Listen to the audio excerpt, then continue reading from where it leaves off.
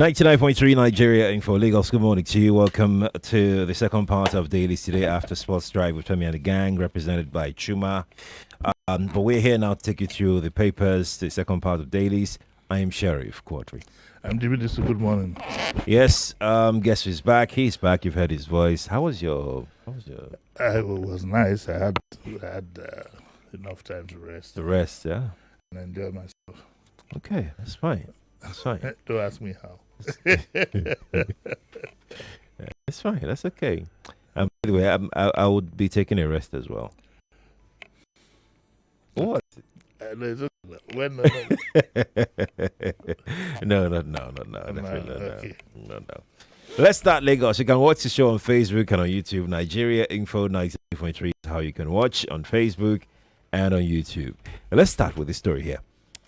Page 5 of the Vanguard newspaper. Procurement. FG rejects U.S. report alleging lack of transparency.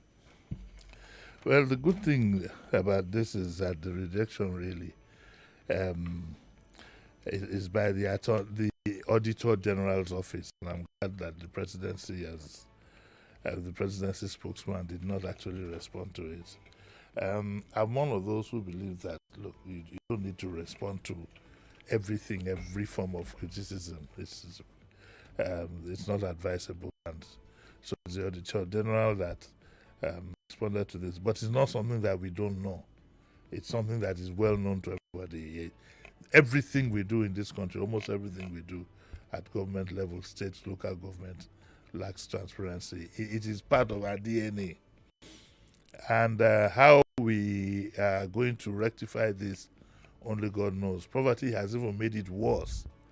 Lack of good incentives for the operators of governance in itself has also, they're poorly paid, poorly remunerated, poorly motivated, and there's always an interest here or there. So the report by the U.S. Department has alleged that there's a lack of transparency in Nigeria's public procurement contracts, categorizing her amongst 32 other African countries without any significant progress in the fiscal policy. I would also say here that in this report, I wonder if the United States took our time to look at itself also in the mirror. This thing has become a worldwide phenomenon. Don't kid yourselves about it. It's become a worldwide phenomenon. And I did a lot of introspection whilst I was away, and I've come to the realization of the world that we live in. I'm so scared for the future of the world, the way we are going. But that's a story for another day. The story says that in a swift reaction, the BPP described the allegation as false and lacking in merit. However, the 2025 fiscal transparency policy, the U.S. noted that whilst Nigeria had made progress in making budget documents and debt obligations publicly available. Well, I don't know about that, but that's what they say. The country's failure to disclose information on public procurement contracts raised concerns about accountability and good governance. And I think for example, the contract for the what's that place called, the Coastal Road, comes to mind in somewhere as big as that. Right. Comes to mind. We know very little about that. Anyway, the report, which highlighted significant areas for improvement in the country's fiscal transparency, also indicted African countries such as Egypt, Algeria, Libya, Guinea, and so on and so forth. Well, I'm one of those who believe that it's time the United States stopped acting as senior prefect or headmaster of the world, and we are the ones who, within ourselves, should start to review the way we do our things. We don't need the United States to tell us that, but at the same time, we got to get it. We got to get our act together. But that's just to give you what is the latest report on Nigeria, which, like I said, is not anything new at all. So maybe we'll go to the next story. Yes, let's move on to the next story. In the Daily Trust, I've got this story on the front page. Parliament, women's seats bill gains ground. Stories on pages 3 and 4. Yeah, the Trust did a fantastic cover, you know. They did a fantastic cover on women, women's advocacy, women's participation in politics. I support, of course, I mean, who wouldn't? I support that women are given better roles to play and are better positioned in the political environment. But the question is how? It's the how that gives me a headache, not the support. Are we going to, for example, say, okay, in the House of Reps, we must have 30 women or 40 women, just using a figure, and then ask ourselves, how do we determine where the 40, who they represent and how? It's the logistics of it that makes it very difficult for me. And so what you have is that you have a lot of people involved in advocacy, but very few have actually come out with the how. How is going to happen. I would love, for example, there was a time I thought maybe we might have a female governor in Lagos, but the person in question just fall my hand. Given one small public office, just dabaru everything. So, and but the Trust did a very good whatever here. Women's seats bill gains ground. Provisions in reserved seats, bills and justifications. Experts express divergent opinions and views on this women march in support of reserved seats bill in Abuja. So yesterday in Abuja, women yesterday marched on the streets of Abuja to rally support for the bill seeking to provide reserved seats for women in the Senate and the House of Reps. Like I said, how? Which constituency would be compelled to produce a woman? Otherwise, I'll be Sheriff. What do you think? I have several areas that I'm even my mind is going, because I think that yes, the bill can give, if it becomes an act of parliament, can give provision for a certain percentage of women to be represented, but the major issues are still out of the bill. The major issues are, with the communities, with women leading communities at the grassroots. I think because what the kind of advantage that men do have is when you go to CDAs, that's community development, associations in estates, who you find there are mainly men. Yes, it's a cultural thing, and that's how it starts. It's a cultural thing. And plus, of course, there is this stigmatization of women in politics. In politics, yes. So I'm thinking, are we saying that just speak any woman, whether she's got any experience in leadership, and then because you have to fulfill this obligation now? Are we going to insist that certain positions be filled by women, whether they are qualified or not? I think that there's a lot of politics that has been going on about women participation, but I think it relies on the woman really to give the men a very good fight. Exactly. There are women who have made their own mark in politics, irrespective of the stigmatization itself is deliberate. It's to keep them out of it. That they should know. So you got to put up a fight and fight for it. You got to fight for it. A lot of people, even the president said, "Oh yes, we'll support women," but how? It's not enough. It's not enough. It's not every woman senate aspirant, for example, that will have a Jagaban as a husband who can push him through. Exactly. Do you understand what I'm saying? So, what like it says here, women march in support of reserve bills in Abuja. There's an example of women representation in other countries. And it says that across the world, the question of women's representation in parliament has become a critical benchmark for measuring the inclusiveness and the maturity of democracies. While many countries have made significant strides through constitutional reforms, party quota, and deliberate policies, Nigeria continues to lag behind, with women occupying barely 1.2%. This places Africa's most populous nation at the bottom of the continent and globally. It's something that has to emerge. I don't think it will emerge by law or fiat. It's something that has to emerge by the full determination of the woman. And incidentally, women are powerful. Their voices are very powerful. They just need a few more committed people at the very top to push this forward. You know, I strongly believe that this can happen, but the people that are pushing bills are not even leading by example.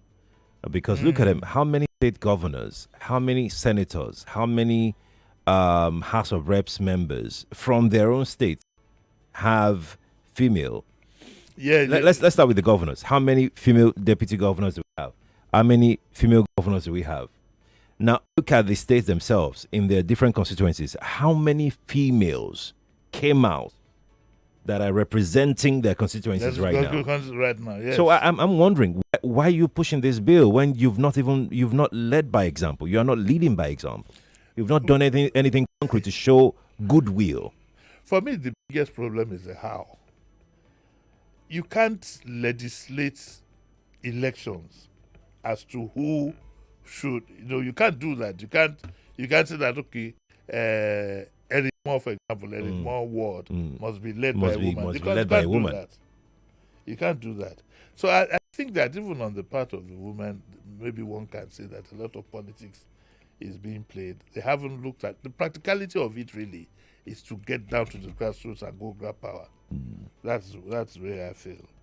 And the story here also talks about the road after public hearing. But I think it's subject to debate, and I think that one will be more than willing to have women's groups and women advocates. That's right. Come in and tell us.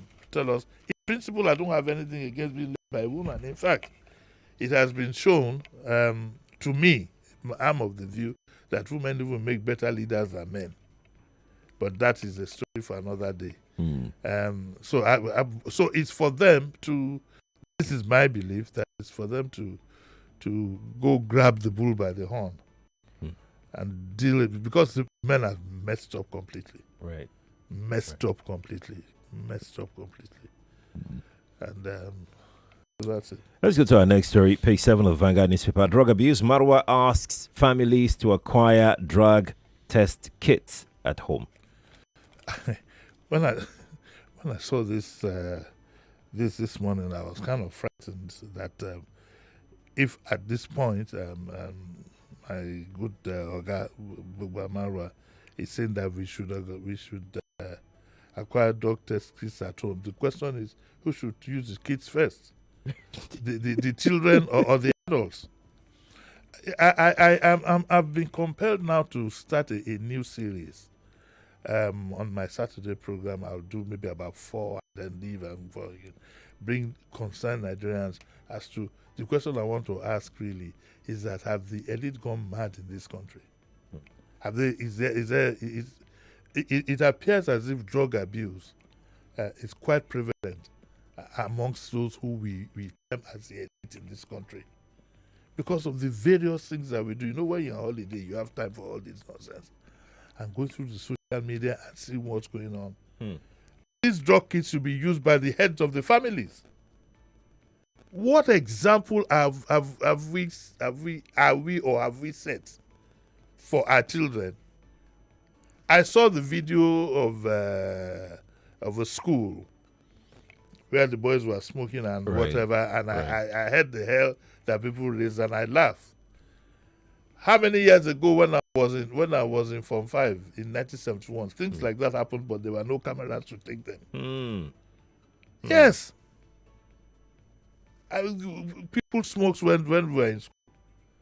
People went out, they went to nightclubs, they did all kinds of things, went to all kinds of places. So you understand. The major problem is the example being set by the elders. Or by the older ones. No, don't let me say by the elders, by the older ones. They are the ones who need to use the drug test kits on themselves. We are setting a very bad example for our youth. We've made money. Money. And now the latest one is that everybody wants to be publicly acknowledged for everything that they do. So this Saturday, I'm going to start bringing in certain people I can identify for them to bank some sense into our head. Have we gone crazy? Have you been to the social media and seen how full-grown adults behave? It's disturbing. It's disturbing. You have a man who is a lawyer, a top person, politician, whatever, showing videos of himself in his kitchen, in his this, in his this, in his that, or just walking around his exotic cars. But where did all kinds of things.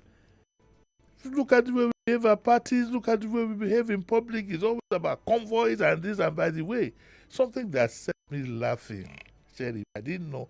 Well, I knew, but I didn't know it was up to that. When I saw an advert that you can actually hire a convoy for 140, I think it's 140,000, or 140,000 is for the car. If you want an escort car, is this one. And if you can also pay per mopole. Okay. And so that they said, the advert said, if you want to go and show your people that you have arrived, you can come and hire all these things. And I said to myself, when did we become this? It's now an industry. It's now an industry of madness. So I sympathize with General Mawa, because I know that the drug issue has probably overwhelmed him. Dokun was here the other day, Dokun Adedeji, my good friend, who is, and he was telling us off air how bad it is. The drug epidemic, most of people think is on the streets. It's not on the streets. It's at the top. Do you know how many of your top people are involved in drug taking? Some of them, they never take the drug self, their head don't craze. You understand what I'm saying? So I sympathize with them. But he says that at least let us try and detect amongst our young people as early as possible. You have a comment there you want to read? Yes, I want to go through this comment on Facebook. Balawan Kibami on Facebook says, women empowerment in politics is welcome, except that women are their own worst enemies in election. Kamala Harris was satirical that she was not elected because she was not a straight man. In any case, why create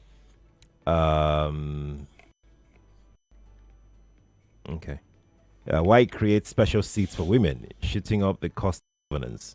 It doesn't. No, I don't. It has nothing to do with the cost. It's got nothing to do with governance. It's just that the implementation is very, very tricky. It's very, very tricky, and I think yes, keep up the advocacy, but point in the right direction. Point in the right direction. Keep up the advocacy. Talk to your people. That's where the problem is. Yeah. Talk to your people. Yeah. We've had the likes of Mrs. Ransom Kuti and so on and so forth. Talk to your people. And there is a lot in women power. Trust me. Trust me on that. Yeah. I trust you. I don't like that sarcasm.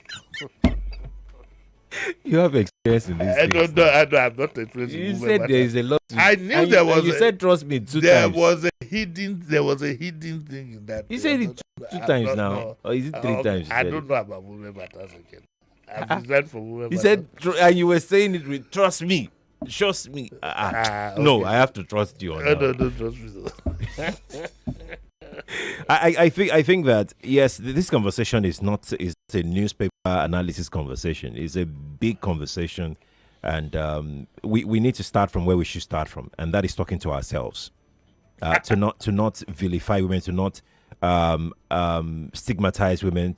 Tell husbands, tell the mothers, tell people in the community to allow women go into active politics, not the politics of be singing for the men, be making them women leader. No, that's not the politics. Because at the end of the day, what does a man have that a woman doesn't have? At the end of the day, what does a man have that a woman doesn't have? And we're beginning to have women. I think the president of Tanzania, either now or sometime, if it was a woman. Yes, we're beginning to have. We've had Margaret Thatcher before, and so on and so forth. I had hoped that Kamala Harris would win that election. Yeah. But apparently she was done in more from within than without. But that's a story for another day. Yes, indeed. Let's move on quickly now. We are gradually wrapping up our time. We are in support of Tinubu's borrowing plan. Speaker Abbas. This is in the trust, page 24. Yes, the speaker he's been whipped into line. I think the speaker has been whipped into line, and let me read the story for you. It's written by Itogo Daniel Sunday. He's been whipped into line, and he says the Speaker of the House of Reps, Abbas Tajuddin, has declared that the Green Chamber is firmly behind Bola Ahmed Tinubu's borrowing strategy, describing it as indispensable tool for Nigeria's economic growth and poverty reduction. So that you have heard now. He's made it loud and clear. If in future we hold President Bola Tinubu for putting us in such a serious debt, we will know that the Green Chamber and the Red Chamber, whatever they are called, were also complicit. Are we ever going to get the National Assembly that can hold the executive accountable? With the way we are playing the politics now, I think we lost that opportunity with President Jonathan. Well, maybe if President Jonathan, I mean, whately as it sounds, if he becomes the president again, we might have a bit of a balance. But for as long as we have what we have currently, it's like a cult thing. Yes, politics has become like a cult thing. And the president is a whatever it takes president. He likes to be in firm control of everything, including the opposition. And heaven help us, if that's the way we want to go, so be it. Nigeria is yet to produce statesmen. We're yet to produce statesmen. That's my conclusion. We're yet to produce statesmen. We've made a veiled attempt in the past, but Nigeria is yet. I don't know whether it's a hangover from the military, but I think we still have a winner takes all attitude. That is not helpful. What's the consequence of that? That's where we are in now. Oh, we're leaving the consequence. Are we in a good place? No, we're not. We're not in a good place, and I've made that very, very clear. Some people don't like it, but that's my view. We are not in a good place, determined easily. I'm not even looking at indices, figures, and whatever. Just ask yourself, are you in a good place? That's the question you need to ask yourself. Are you in a good place? We are not.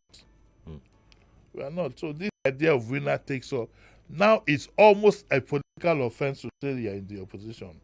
That's why you have that drift. Everybody's drifting. Yeah. And I think that goes with some subtle threats that I don't need to expand. I think everybody knows, has a fair idea of what it's all about. But it can be put couched in one proverb that goes to be taught to King KDLA, if you want to translate that. There's no way they don't take chicken at night. Yes.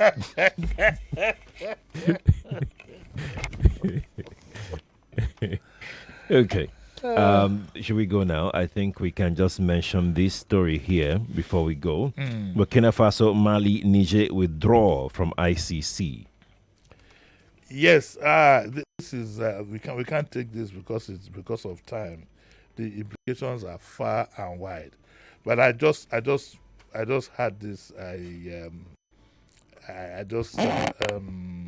do you call it now? I just looked at this in relation to how we are cozying up to France. And that gives me a lot of worry, but there's not enough time to expand. And by the way, congrats to the Palestinians yesterday. They now have been recognized by France and the UK, state of Palestine, which I think is a good development too. Okay. We have to go now, Lagos. That's the much we can take here on the show. You're back at 9. What's going on? Yes. I'm back. Okay. That's all. He's back. He's back. The show goes on. Kofi Bartels makes a return here on the Morning Crossfire after now. Stay with us, please.